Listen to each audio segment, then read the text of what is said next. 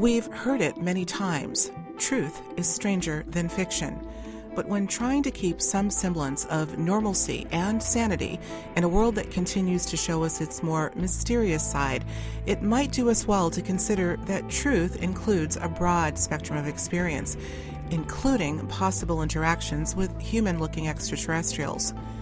Preeminent UFO researcher and historian Richard Dolan, whose painstaking research has culminated into several books, including UFOs and the National Security State Volumes 1 and 2 and AD, After Disclosure, took the time to depart from his usual fare and discuss some of the more perplexing and bizarre aspects of the UFO story. Except none of these incidents involve UFOs per se, but rather ET encounters of the humankind. Take a listen.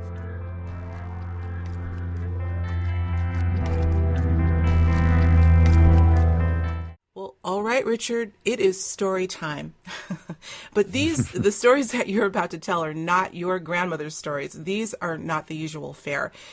These are extraordinary accounts that you've agreed to share with our audience, and I'm grateful for that.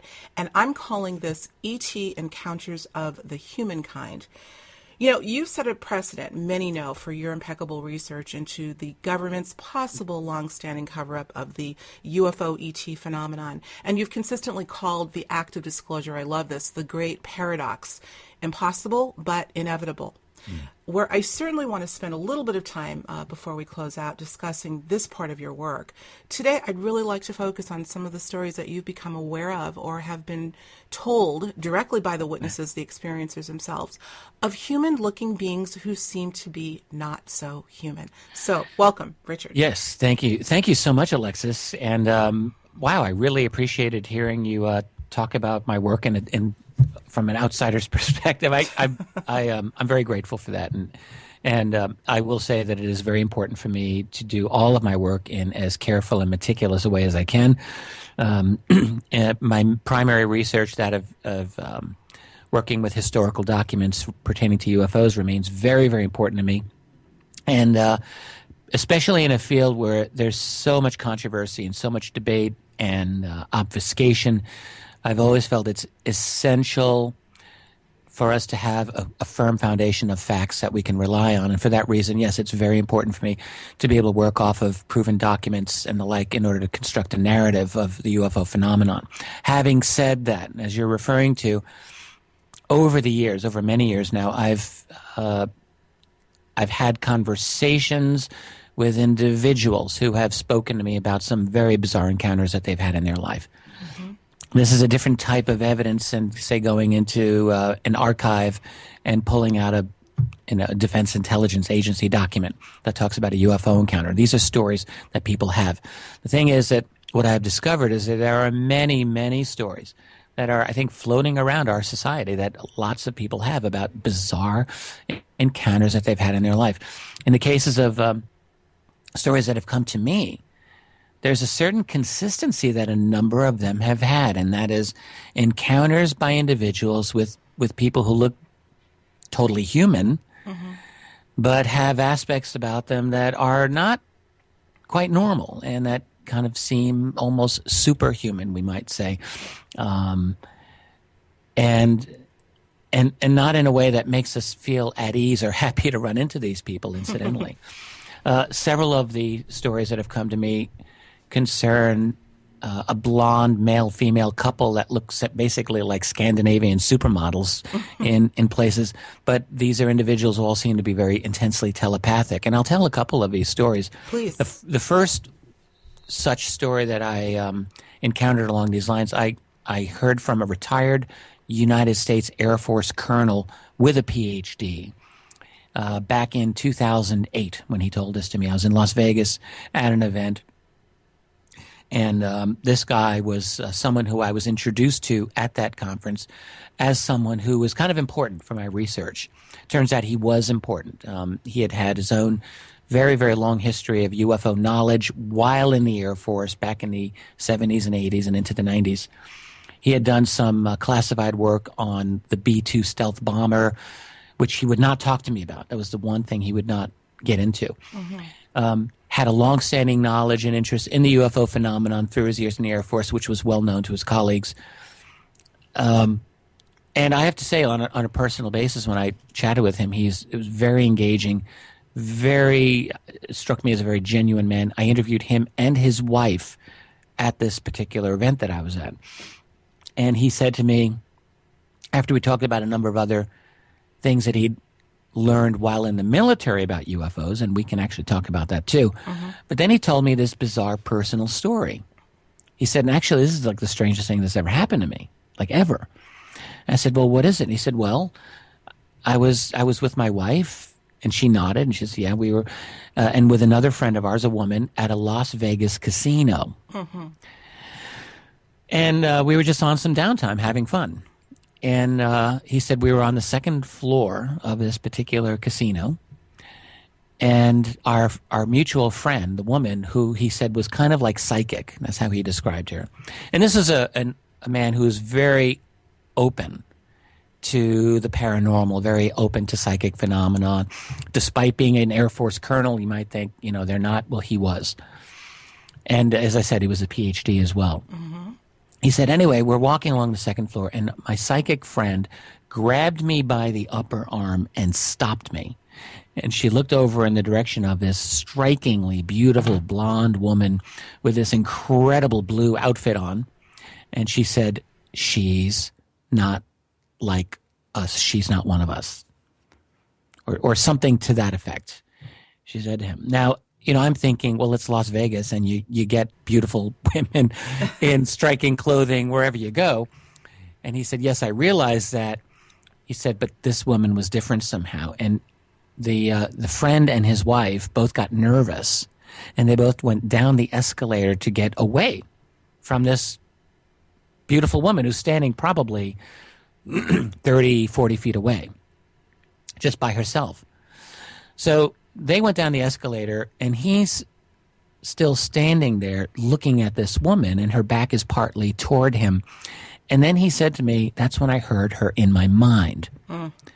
And the thought that I heard coming from her was something like what you'd get from a police officer on the beat, like, nothing to see here, keep it moving. She said something like, there's nothing here for you, just keep moving along, go about your business. That was like this very powerful thought that came into his mind. And he was rather startled by this, as you might think. Moments later, she's joined by an equally beautiful blonde man wearing similarly beautiful blue clothing, like very striking. They're conversing together. He said they're obviously a couple. And after a few minutes, they started walking toward the escalator where he was standing. And he thought, good. When they come here, I'm going to talk to them. I'm going to say something to them. And he steels himself up for this moment. And instead of talking to them, though, they walk right by him. They go on the escalator, and they start going down the escalator. So he thinks, damn it, I wanted to talk to them. He said, well, I'm going to get behind them. So he gets behind them on the escalator as they're all going down this escalator. At this point, his wife interjected in the story, and she said, she was actually really funny. She was sweet. She said, oh, my God, we were so scared. My friend and I were peeking from behind the slot machine out. Yes, right. Looking at this couple coming down the escalator. Oh, wow. And him following. And then he continues, and he says, and as I'm going behind them on the escalator, I heard them thinking to each other. And the conversation was something like, yes, he hears us. Yeah, he's no big deal. Ignore him. He's not part of any program. We'll just do what we're doing, essentially. They get to the bottom of the escalator, and they just walk off, and that's the last anyone sees of them. So the aftermath of this is about as interesting as the encounter. So the aftermath of it was the three of these people are conversing. And it turns out the psychic friend of theirs was also a hypnotherapist. And they essentially come to the conclusion that she was going to regress this colonel so that he could more properly remember exact things that might have been thought, by this couple. And he's thinking, that's a good idea. So a couple of days later, like 2 days later, I believe, he's at her house, and this is in Eastern California, near Nevada, but not in Nevada. And she's in this cul-de-sac neighborhood, dead-end neighborhood, very quiet. So he's in her house, lying down on a couch, about to be regressed, And as he's about to be regressed, they start hearing construction sounds outside the house, like jackhammers and construction machinery and the like.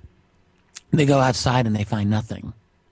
They go back inside to do the regression again, and once again the noise outside disrupts them. And this happens several times, so much so that they decide, well, obviously we can't do the regression today. He says, but here's the good thing. Look, I'm going to be back in town in about a month, so how about I call you before I arrive, and we can do it then. She says, great, sounds good. So a month goes by.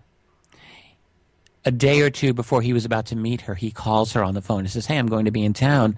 How about, are you still up for that regression? And she says, what do you mean, regression? He says, well, we tried to do that regression last month. Don't you remember? She says, what? Regression? This woman had no memory of anything. Yeah. She had no memory of doing the regression. She had no memory of the encounter with the blonde couple. None of that. It was like it did not happen. Wow. And they never followed up. So that's a very unsettling story. So the implication clearly is that whoever was behind that encounter with those individuals, whoever they were, some agency did not want this regression to happen, and they were presumably trying to protect something. They wanted to stop it. Yeah. Now, 2 years after I got a story from this colonel, I was at a different conference in western Pennsylvania, so on really the other side of the country. This was in 2010. It was right after my book AD After Disclosure came out, and I remember it very well. It was the first time I had those books at an event. And I'm sitting at my table, and this woman and her husband come up to my table. And this woman was about 60 years old at the time. She looked like a nice housewife, honestly. And her husband looked like a nice regular guy who, I don't know what his job was, but they were just good people. You'd probably be happy to have them as your neighbor. Mm-hmm. She said, well, I had a really strange thing happen to me back in 1965, and I wonder if I could tell you about it. And I said, yes, of course. I mean, this happens to me all the time when I'm at a conference. People tell me these strange things. So she said, well, it was 1965. I was about 15 years old, and I was in church with my mother here in western Pennsylvania in a tiny little town, and there's lots of tiny little towns in western PA. I've been there many times. She said, where everyone in town knew everybody else, especially in church. So she's with her mother in church. And she sits down in the pew, and right in front of her, this absolutely beautiful blonde couple sits in front of her. And she said, you have to understand, these people were not just attractive. They were like beyond attractive. They were like the most unbelievable supermodels you could imagine. And she said, and their clothing was the most impeccable, fine blue fabric I've ever seen in my whole life. Here we go with blue again. Yeah, exactly. Right. Exactly. Wow.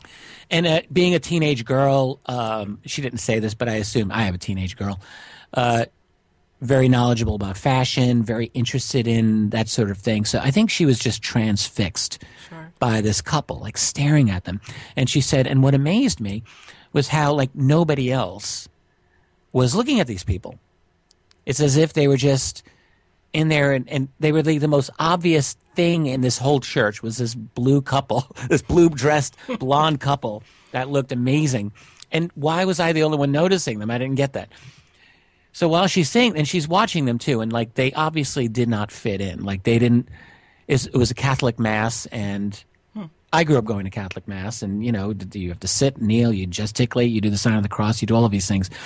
And she said, like, I could tell they didn't know how to do it. Like, they were looking around at everyone else and following along. This was, like, not something that they had grown up doing. Mm-hmm. And she said, as I was thinking this, I heard one of them thinking to the other. So, again, and this is on the other side of the country. This woman had no idea who the colonel was. Not a chance. She said, I heard them thinking to each other, and I heard one of them think to the other, well, it appears that we're fitting in pretty well here, or thoughts to that effect. And then she heard the other one thinking back, yes, except for the girl behind us who can hear us. This is exactly what she told me. Yeah. And at that point, her eyes got very large, and she was scared, obviously, but she was also really intrigued. After that, she heard nothing coming out of their minds. So my sense is that they somehow figured out how to shut it down. Shut it down, right. Right. They go through the rest of the church service, and they're sitting kind of in the middle of this church. And at the end of the service, this couple gets up and out really fast, like very efficiently. They're just out. And she gets it in her head that she's going to follow them. And she bolts out. And her mother, who was totally oblivious to the whole thing, as all parents typically are, she says, get back here, young lady. Where do you think you're going? But anyway, so she follows them out. So she goes to the front of the church, and she sees them, and they're across this parking lot, and they're going quickly toward like over this little hill, and she trots across there as fast as she can, and then she sees them. They're going across this field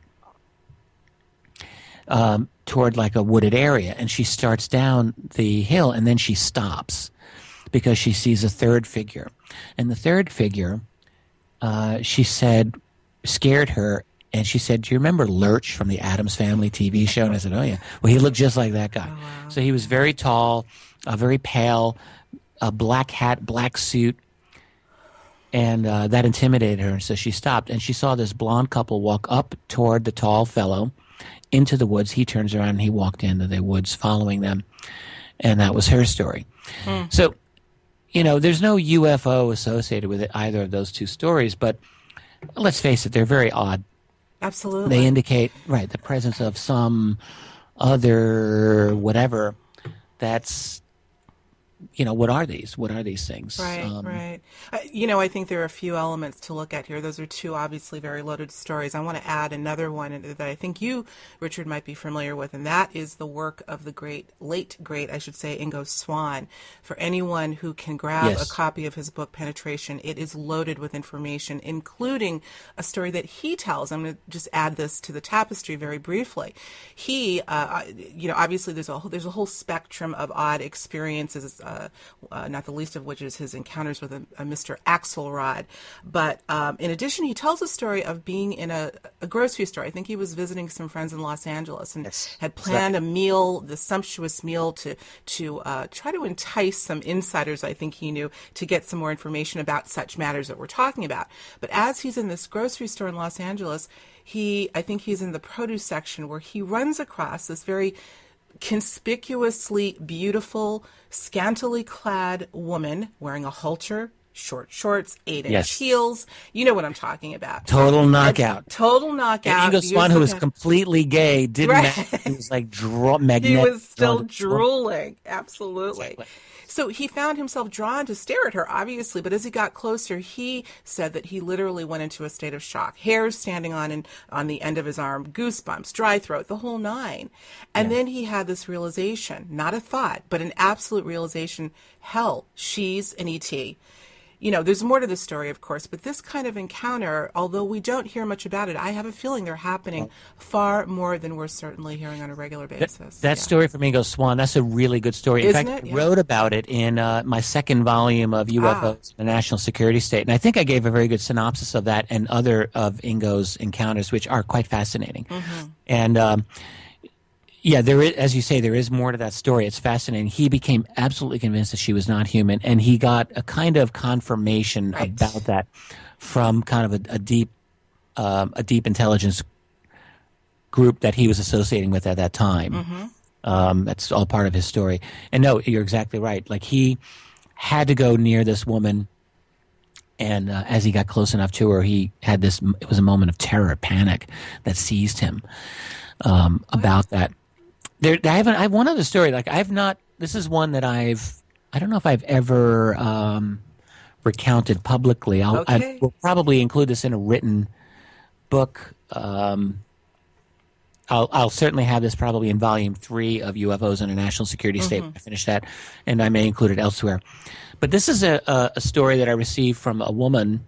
I was giving a lecture in Iowa a number of years ago. After the lecture, these people come up to me. This was a very soft-spoken, well-educated woman. who told me that she'd never given the story out anywhere. And after you hear me telling it, you'll see why. She just didn't really know how to process this or what to do with it. But back in the spring of 1998, she said to me, she was a young college student in her early 20s. Her name was Lisa, by the way. So she was in her early 20s, and she was studying for one semester in the UK for a degree in English literature. So kind of a nice, experience. I did that back when I was 21. I was at Oxford for a while, and it was a nice experience. That's what she was doing. So she's very smart, very articulate, level-headed person. And back then, she said on many times she would take the train system in the southern part of the UK, and she would go back from London, between London, Birmingham, and Swansea, which is toward Wales. So then, toward the end, she said either the end of February 1998 or the beginning of March of 1998, she has a very bizarre experience. So she gets on the train at Stratford-upon-Avon, and she was bound for Swansea, Wales. It was around 5 or 6 p.m., she said, and she was in the middle of a commuter rush hour. So it wasn't surprising that she gets on this train and she sees a full car. But then again, this car was very full. Not only was every seat taken, but a lot of the people were standing and they were clogging the aisles. So she gets into the car, and again, to her surprise, she sees one empty seat. So she sits down in that empty seat. So these are compartments. So each compartment is designed for 4 people, and the seats are like facing each other. You can visualize that. So just to her left is a woman holding a newspaper, and she's wearing like a headscarf and gloves. She looked like she's maybe 50 years old. She looked as though she had a long day at the office, and the woman looked Northern European ethnically. So Lisa sits down. She greets her politely. Hello, how are you? The woman looks at her, she says, with eyes that were unusually large, unusually round, and with these brilliant colors. Not hazel, but some kind of combination of colors that looked unusual. She had eyeglasses, but Lisa said this is not the reason her eyes look crazy. So her first response, so she faces Lisa. Her first response was this long, drawn out. She says, "Oh." Oh my, that's enough to scare you. I know, right? Right, exactly. And then she gives some kind of polite reply, which Lisa couldn't remember, but she had this odd accent. Even though they're in Western England and they're very close to Wales, this woman spoke in a perfect Midwestern American dialect. In fact, this woman sounded exactly like someone from central Iowa, which is right where Lisa had grown up. Interesting. Okay. Yeah. So there was only one other seat on this car that was not occupied. It happened to be directly across from her. Now, there were bags and other things on the seat, and those belonged to a woman who's directly opposite this unusual lady that was just talking, so like diagonal from Lisa. Now, this was a woman. She had dark curly hair, brown eyes, seemed a little more normal looking. She had unusual eyes, though. They protruded out. They bugged out a little bit. Very intense, very intense. So during the whole time that Lisa and this strange woman are chatting, this other woman is leaning forward. I mean, think this is bizarre. Yeah. Obviously listening, obviously very attentive and curious. It's kind of unusual behavior. It just didn't seem normal. So she never spoke, but she kept moving her head and her mouth in ways that were odd.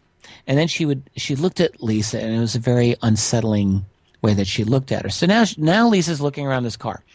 She sees a young guy, maybe 30.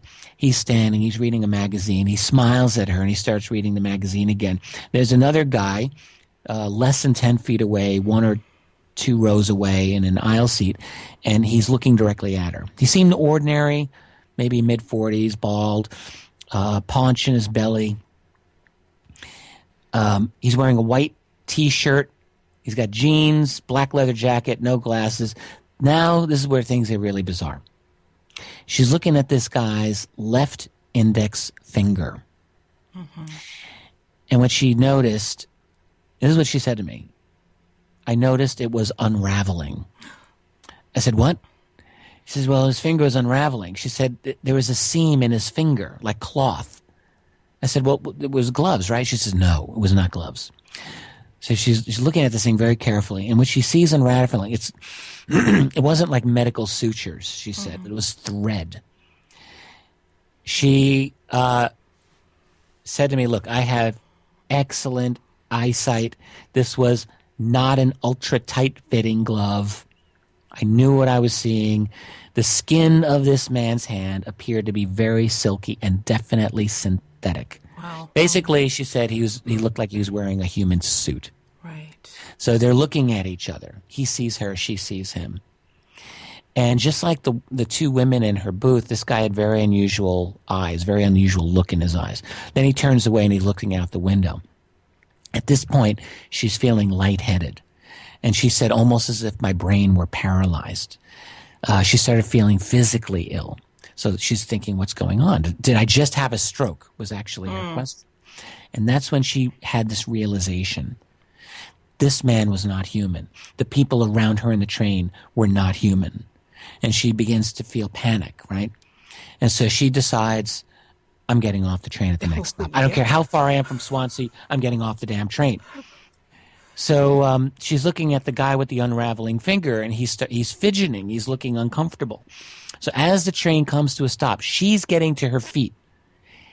But the guy beat her to it. In an instant, he gets up, and he's out of the train at the opposite end of the car. And she thinks, all right, I'm going to stay on the train. So she sits down.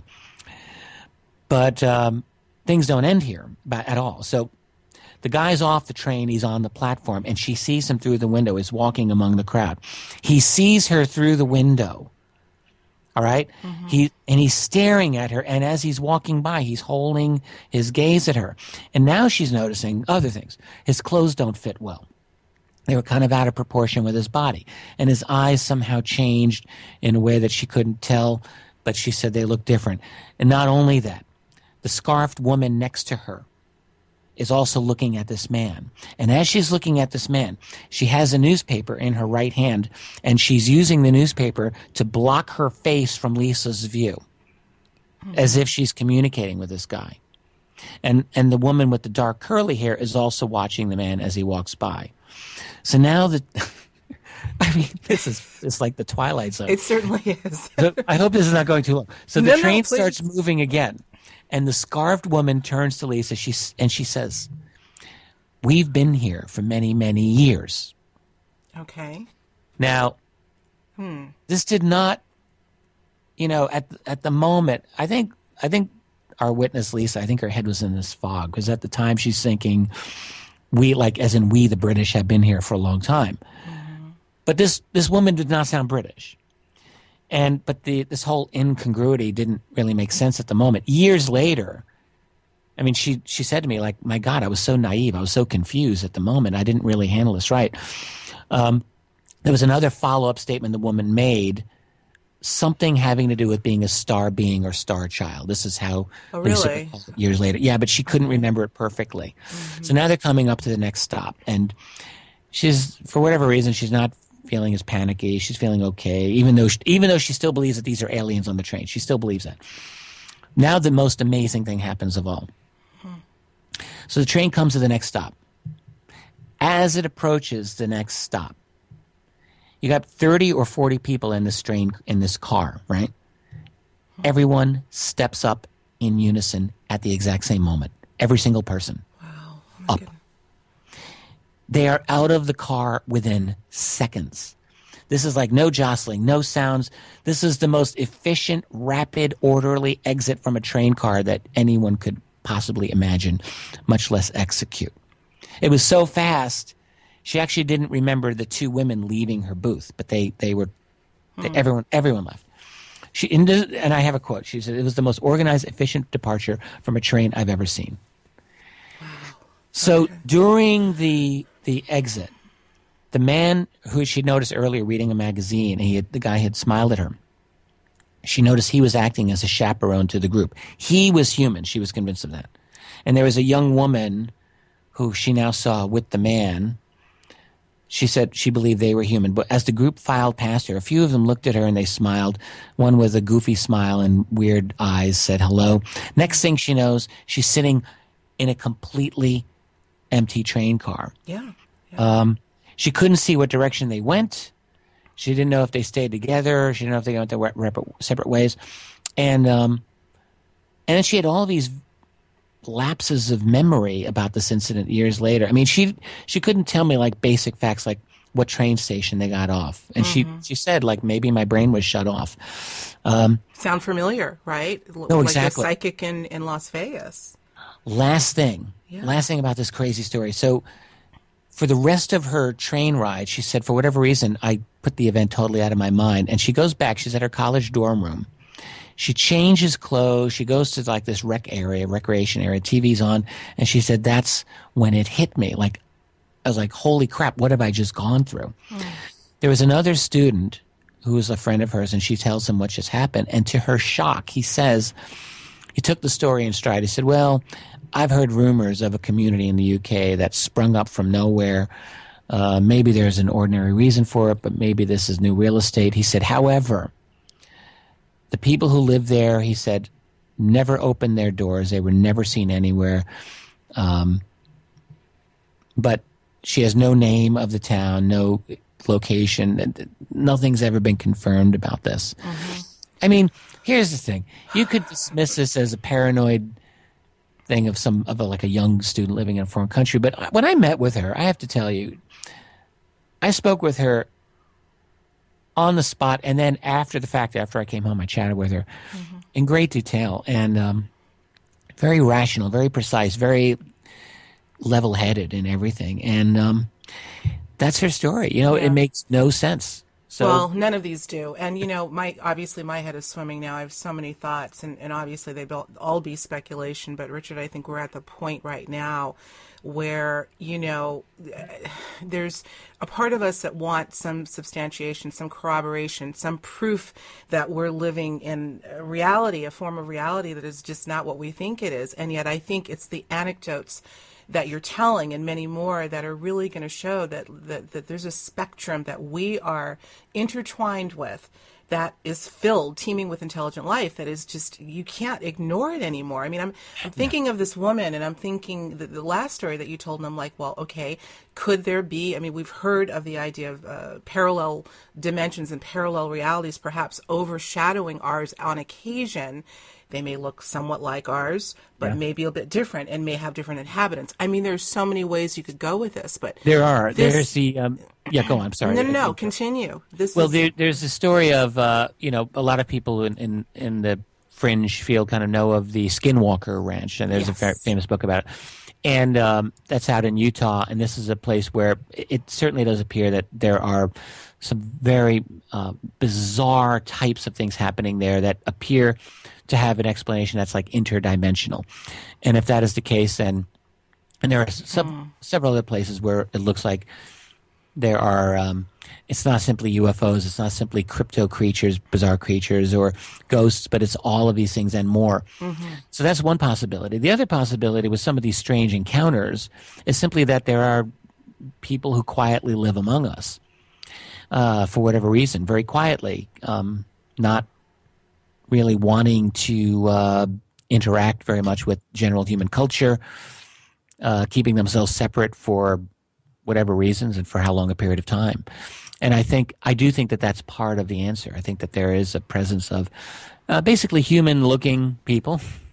I realize that someone who's never heard this before, this sounds absolutely insane. But the problem is that when you start hearing one account after another, you have to wonder what actually is happening. Absolutely. These people are being very truthful, and I think that they're intelligent. I've had a few of well, I'm not going to say a few. I've speculated a little bit on a couple of people that I have that have caught my attention that I've really, really wondered about. This whole idea, you make a good point. It's very difficult to come up with a word, Richard, to really describe what encompasses this. We call it the field of UFOs, and we know it's so much bigger than that. We call these beings ETs, and yet we sense that it's so much bigger than that. We say that aliens are visiting. I've always had an issue with the notion of aliens visiting this planet. That seems somewhat like a misnomer. The word visit never sat well with me. And the fact that you're mentioning that perhaps they've always been sort of quietly sharing this space, if you will, with us, means that maybe they've been here longer than us. So there are just so many different angles that we need to start to entertain. I agree. My current best theory is that, first of all, I always try to distinguish between what I can confidently say I know and then what I think. So what I know is that there's a phenomenon that our military and other militaries have engaged. We know this because we have a document trail proving it. Phenomena that are not supposed to exist, objects that do things that are supposed to be impossible, but that's what they've been recorded doing. So that's not a suggestion, that's not a hint, that's proof something's happened. However, on top of that, there are things that this is what such and such looks like to me. What it looks like to me is that we've been visited for a very, very long time. We say visited. There have been others who have lived here for a long time. And, in ancient society, I think it would have been the easiest thing in the world for them to be very quiet about it. If they didn't want to interact with us in an open way, for fear of dissolving our society, for fear of causing all kinds of dissolution of the social structure, they could easily have been able to do that quietly. I mean, I encourage people to ask themselves, like, if you went back in time a mere 1,000 years, only 1,000 years, to medieval Europe or China or Africa or wherever, how much could you tell people there about the world that we have without their heads just going pop? Right, not much. Or without the pitchforks and torches coming out. I mean, basically, essentially nothing. Not even that the Earth goes around the sun. You really couldn't do that. So, and much less viruses or microbes or tectonic plates or the solar system or evolution or whatever. You wouldn't be able to get into any of these things. And so now imagine an intelligence that's even beyond us, that's from elsewhere, that's visiting. How much could they tell us at any point in our history about the true nature of reality without our heads going pop? Right. Yeah. So I think for most of the time they would be a very quiet presence, observing, monitoring, whatever. The change came in the 20th century when elements of our own civilization developed the ability to detect them. This is, I think, what happened. Essentially during World War II is when it really exploded. We developed radar, electronic means of detecting anomalies. We ourselves were in the air for the first time in large amounts.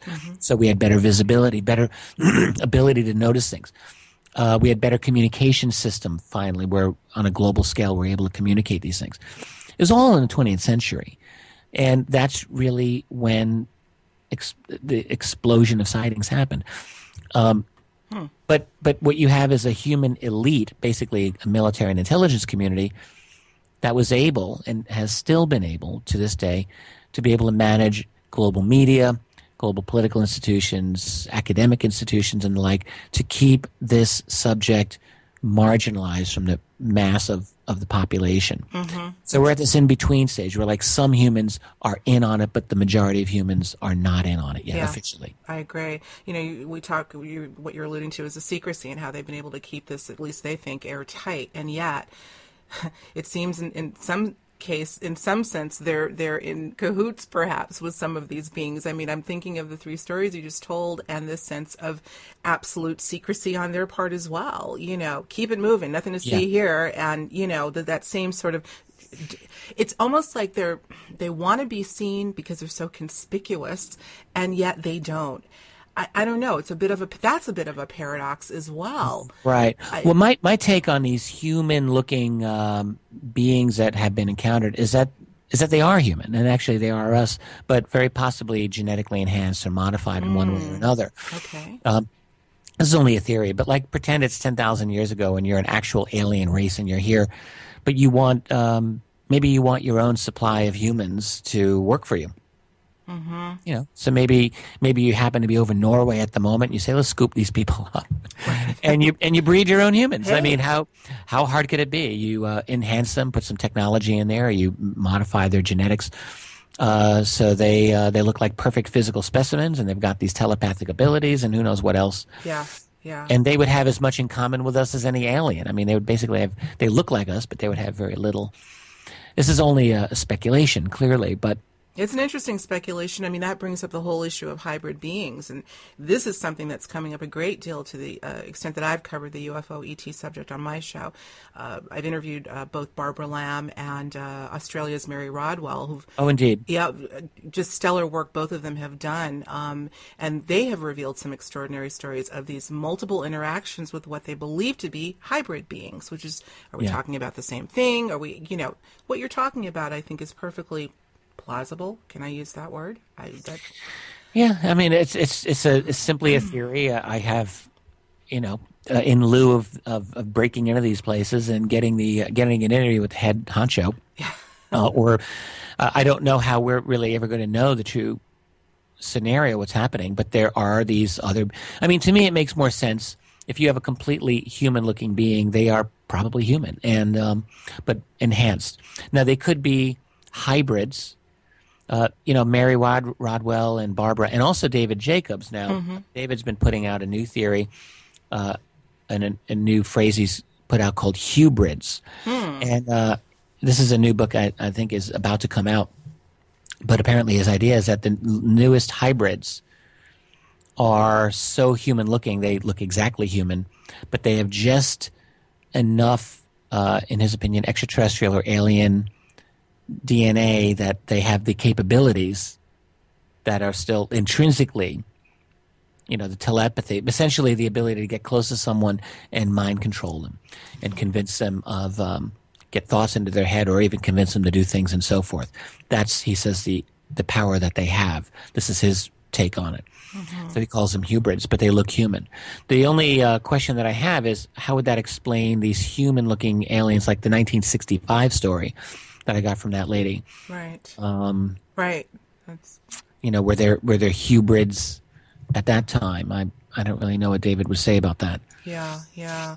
Well, again, this brings up the notion, the idea of our looking at time linearly, past, present, future, 40 years ago, 100 years ago, and maybe the possibility that there's been an overlap of time, that these hybrids, although they may now be, I don't know, they're now coming into our reality, may have actually been here before, not necessarily in a linear sense. Do you know what I mean? It's, all bets are off. When we start talking about things like this, Richard, all bets are off, not just about beings, but about the nature of time, the nature of reality, the nature of dimensions. Alexis, I'm with you. I mean, we think of space and time in a linear way. Our common sense tells us time just goes like a river. Space just goes on forever. But of course, and that's what Isaac Newton's physics are really all about. But what we do understand mathematically in terms of modern physics is that that's actually not the case. Right. So space and time are a fabric. We call it the space-time continuum. They are, according to whether it's Christian theology or Big Bang physics, the universe has had a moment where time was created.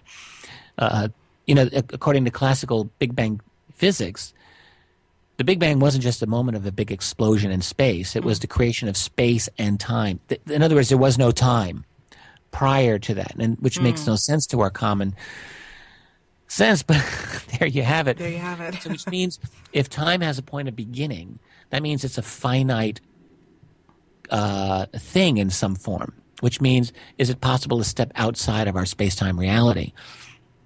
Yeah. In one way or another. I think that when people are engaging in remote viewing, for instance, of, they're able to see things not only across space that we're not supposed to be able to see, but also sometimes across time. There are remote viewers who see the future, who see the past. So what's actually happening when they see these things? Well, I think my guess is that some part of us is able to step outside of our space-time reality. What part of that is that? Maybe ancient people had a word for it. They called it the soul. Yeah. That's as good a word as any. So I think that's probably what's happening. And ordinarily our common sense reality keeps us penned into a certain way of looking at the world, but I think these other beings probably have a way of transcending that space-time reality that we're in. And so when we encounter them, we're at an inherent disadvantage. Mm-hmm. They can come into and out of this reality more easily, I think. It would be like a fish trying to understand life on land, maybe. That's right. That's a good analogy. I think really, absolutely. Yeah. Yeah. We may make progress doing it, but we may always have certain limitations. That may be the sad fact of the matter. Well, I think having conversations like this are certainly my reason for wanting to have conversations like this is to start to acclimate people to the possibility. People love to hear stories, but there are people that are having these experiences that have no venue to go to either hear similar stories or talk about their stories. And I really do hope that one day we start to consider this a part of our fabric, because I think it's significant. I think it's very significant. Totally agree. I think there will be a day that this type of subject will be out in the open a little bit more. We call it disclosure. I think that's the subject of one of my books, AD After Disclosure. And I do believe that there will be a moment where this type of phenomenon is forced out into the public domain, and we'll be able to talk about it in an open way. And questions like this and phenomena like these humans who look like us but maybe not be like us, that will come out too. And I don't know if we'll ever get full knowledge of what's happening, but we'll have a better chance at it with an acknowledgement that there's a true reality to the UFO phenomenon, which I think will happen. Yeah. Disclosure is a big buzzword for us fans of the UFO subject. It really is. It's one I avoided it for years, for many, many years. I felt like I was dragged into it, partly against my will, but then I thought, I'm going to write about it. And you sure did, and you've covered it end to end, and the volume has not ended yet. There's so much more. Oh no, there's absolutely. Yeah. Absolutely. Before we leave, we're winding down a little bit. I think we've got about 15 minutes left, but on staying, I just find this whole subject, Richard, of these beings, these anomalies that seem to look human, just incredibly fascinating. And again, I have a feeling that they're far more prevalent than we may know. What comes to mind are the black-eyed children. Are you familiar with that? The story of the black-eyed children and how they too have been sort of literally showing up on some people's doorstep with these same very odd characteristics. Yes, I've heard of this phenomenon. In fact, I don't know how true it is. I published a book recently by a really fine author named Laurie MacDonald called Help for the Haunted. And it's actually an unusual book for me to publish, but she did a nice job with it. It's about banishing evil presences from your house, basically. But she has a section in there on black-eyed children. And I found it very interesting. And she, I think, is in the same position I'm at. I think she's very ambiguous and dubious as to whether or not it's a true reality. But anyway, people can read about it there. The thing is, what are the sources? Essentially, the story of the black-eyed children is that they will appear at your house and they need an invitation to come in. That's right. They can't come in unless they're invited in. And yes, they supposedly have these black eyes. That's the thing. And if they come into your house, basically that's supposed to be a bad thing. I'm trying to remember some of the specifics that apparently happened. Maybe you could tell me. Yeah, well, those are some of the common characteristics. Again, this sort of odd mechanical behavior. These children will knock, not on the way we normally would knock on a door, but it's just this consistent knocking. It's just it's as if they're trying to mimic human behavior, but are not making the grade, And right. The only reason why I bring it up is because these same sort of characteristics seem to be coming out with these stories. Another thing that you're right, that's mentioned along with many of these black-eyed children stories is they need permission to come in. And, it reminds me of a woman that I just actually interviewed very, very quickly, a very normal day spa owner that I happen to know personally, who revealed to me a regression experience she had 28 years ago, in which she, get ready for this, folks, believes herself to have been an alien in a previous life. That's not the point. The point is that she has had other anomalous experience, including people that she believes to have run into that looked human but weren't. But again, this idea of needing permission to get closer to her, she brings the same factor up as well. So there seem to be some common threads. Well, this is very common, along with when you get into psychic phenomena, things like seances and dealing with evil entities. Yeah. Ouija boards, things like that. The idea is that the entity needs permission That's right. to enter your life. So there's that common thread. The only thing that I would say regarding the stories of black-eyed children is I would encourage people researching this to be very careful and to source out these stories. Agreed. I think, we live in a strange world. Yes, I think that's really the case. But the question is finding the original source of these stories is really an important thing to do. Mm-hmm. I will mention this. I guess you'd call a shameless plug for one of my books. But in my You're allowed. You are allowed. Go for it. In my last book, which is UFOs for the 21st Century Mind, that's actually my attempt to do a complete book about the entire UFO phenomenon and all of its amazing mystery. One of the things that I do talk about is how to be a decent armchair researcher in today's era. Mm-hmm. How to encounter stories and not get hosed by being, taken in by a hoax, which is easy to do. So there's basic techniques that really anyone can apply in order to do some quick, useful research on a claim. There's things like, for images, there's the reverse image search, which more and more people are learning about, but still a lot don't. This is a feature that Google has had since 2011. Tell us about that, the reverse image search. Oh, this is very important stuff here. So, like, if you on your Facebook wall, someone puts a photograph of a skeleton of a 15-foot giant. This happened to me one time. And they said, "Oh my God, they're finding giants in Tajikistan or wherever." First of all, my initial skeptic meter goes off the charts, and I'm like, beep, beep, let's look into this. But what you then do is you save the image, you download the image to your hard drive. Then you go to the Google search bar.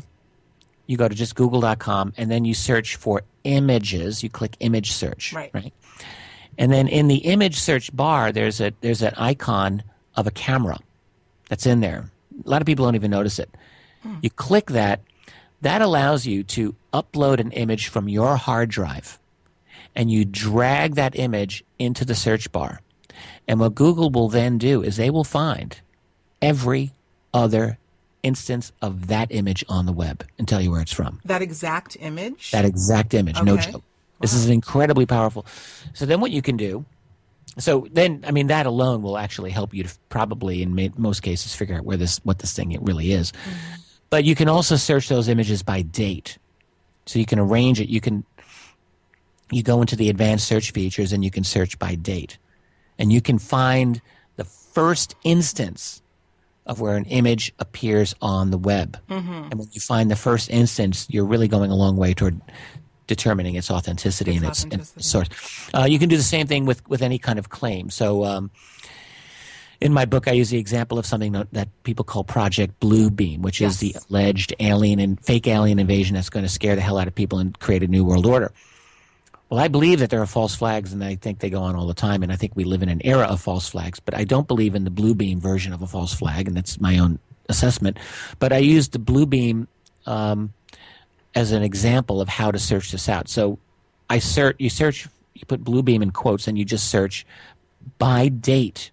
Right. For the first instance in which a Project Bluebeam appears on the web. Mm-hmm. We've had web capability now for over 20 years, so we're going back away. Turns out I found the first instance of reference to Project Bluebeam, and it was in an evangelical publication in the early 1990s. Interesting. Wow. They quoted, it was a French Quebecois named Serge Monast who kind of originated the idea. The original incarnation of Bluebeam was a fake second coming of Christ that would somehow and like a fake there are a number of other things in conjunction with NASA. It was a kind of a convoluted idea that this guy had, and it was all supposed to happen in 2000, and it didn't happen, and then that idea mutated into a fake alien invasion, and that's what we get. But anyway, the idea is, like, for any claim, whether it's black-eyed children or anything, it's now possible for us to do search by date or, to get the original source of a claim. And these things can be done, in 5-10 minutes time. Relating to that giant skull that I was mentioning what earlier. happened? What happened there? This is actually not on my wall. It was a message. It was a Facebook message which 90 other people were on. And I wrote back, I said, listen, all right, I found the original source of this, and this skull was created in a 2004 Adobe illustration contest. And here it is. Love it. And so, but the guy, this was the distressing part to me. I think he was from Eastern Europe, and he said, well, I'll take your word for it since I understand your stature, Mr. Dolan, and I'm sure you're right. And I said, hey, don't believe me because you think I'm some big name in the UFO field, buddy. Believe me because I'm showing you the evidence that you yourself could have done with 10 minutes of work. And you made me do it for you. And so this is what I say to people. Everyone has the ability to step up their game to some extent so that the next Facebook rumor that comes your way, you don't have to get sucked into it. And you don't have to just believe it out of hand. We all have the ability, and I would say obligation, to do some research before we copy and paste it for the next 1,000 people to read. Hear, hear. So well said. What a lesson, powerful lesson to end on. And we could clearly do a part 2 on that in terms of how social media, et cetera, has really kind of just what do I want to say? Just proliferated the laziness. It's transformed.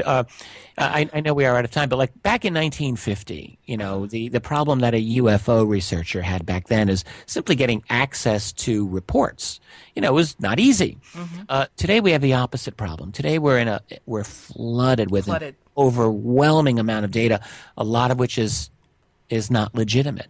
And so the biggest issue that a responsible researcher has, in my view, is to be able to have some kind of effective filtering system. And that's tricky. It's inherently inexact. We're going to make mistakes, but we have to do our best. We have to do our best. Yeah, we have to do our best. And you know what? On that note, I'm going to leave the audience with a quote that I think many of you have probably heard me say before. This is my own quote, and it says the following: "Seeing is believing, but experiencing is knowing. Seek to experience, and you will never have to believe again." Richard Dolan, thank you so much. This has been so much fun, and I want to hear more stories.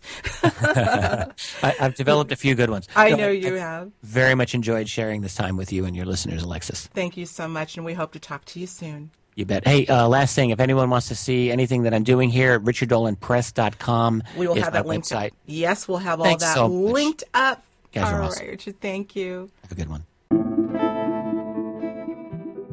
What would make it possible to share the planet with those who only appear to look like us, but are anything but? Are we traversing parallel realities that allow a myriad of beings to coexist along with us? How are they able to communicate with each other and to some of us by telepathic means? And perhaps most importantly, why do they feel such a need to act as super secret, well-heeled chameleons, never wanting to tip their hat as to who and what they really are? Certainly, there are more questions than answers when it comes to the UFO and ET phenomenon. I hope this conversation with Richard Dolan helped bring some insight into the multiple dimensions of a broad and complex phenomenon. If you'd like to learn more about the work of Richard, including his newest book, UFOs for the 21st Century Mind, I urge you to visit his website at richarddolanpress.com. If you enjoyed this interview, you may want to check out my previous interviews with UFO researchers Barbara Lamb and Mary Rodwell by going to the show archives section of our website. Thank you, as always, for tuning in to Conscious Inquiry. Until next time, I'm your host, Alexis Brooks.